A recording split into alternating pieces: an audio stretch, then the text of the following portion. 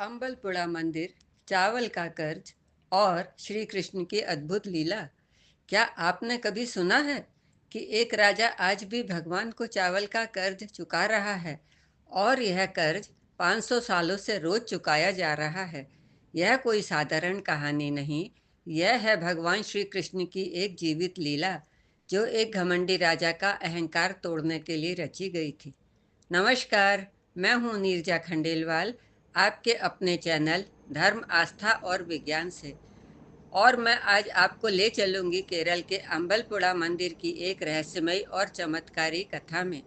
केरल के अलेप्पी जिले में स्थित है भगवान श्री कृष्ण का प्रसिद्ध अम्बलपुरा मंदिर, जहाँ वह बाल गोपाल के रूप में विराजमान हैं। कई सदियों पहले यहाँ एक अत्यंत बुद्धिमान लेकिन अहंकारी राजा चंबल केसरी राज्य किया करते थे। वह शतरंज के खेल में इतने निपुण थे कि उन्हें विश्वास हो गया था उन्हें कोई हरा ही नहीं सकता। एक दिन एक साधारण सा ब्राह्मण आया और उसने राजा को शतरंज खेलने की चुनौती दी। शर्त रखी गई, यदि राजा जीतेंगे तो कुछ नहीं देना होगा, लेकिन यदि राजा हारेंगे तो शतरंज के हर खाने पर दो गुना चावल देना होगा। राजा मुस्कुरा दिए, बस इतनी साधारण सी शर्त। उन्हें क्या पता था यह खेल नहीं बल्कि उनके अहंकार की परीक्षा है। खेल समाप्त हुआ और राजा हार गए। जब चावल का हिसाब लगाया गया तो राजा स्तब्ध रह गए। पूरा राज्य भी बेच दें तो इतना चावल देना असंभव था। तभी वह ब्राह्मण अपने दिव्य स्वरूप में प्रकट हुए।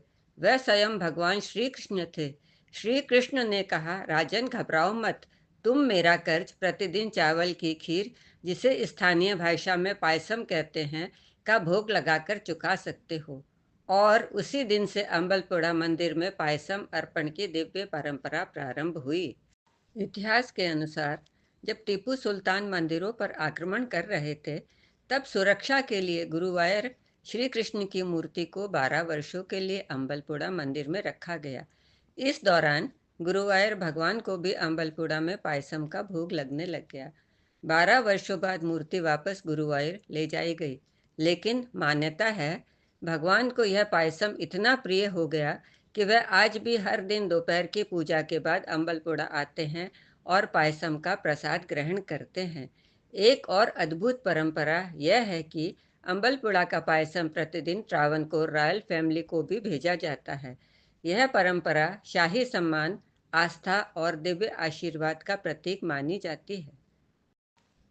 सुबह लगभग 3 बजे से तांबे के विशाल बर्तनों में पायसम बनना शुरू होता है। इसमें डाला जाता है हाथ से कूटा हुआ, चार चार टुकड़ों में तोड़ा हुआ 9 किलो लाल चावल, 71 लीटर दूध, 284 लीटर पानी, 15 किलो चीनी।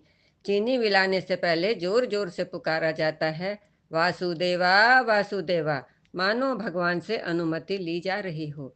सुबह 11:30 बजे तक पायसम तैयार हो जाता है, फिर भगवान को अर्पित किया जाता है। इस पायसम को गोपाल कषायम भी कहा जाता है। मान्यता है यह मन को शांति देता है, शरीर में सकारात्मक ऊर्जा भरता है और कई लोग इसे औषधीय और हीलिंग गुणों से भरपूर दिव्य प्रसाद भी मानते हैं।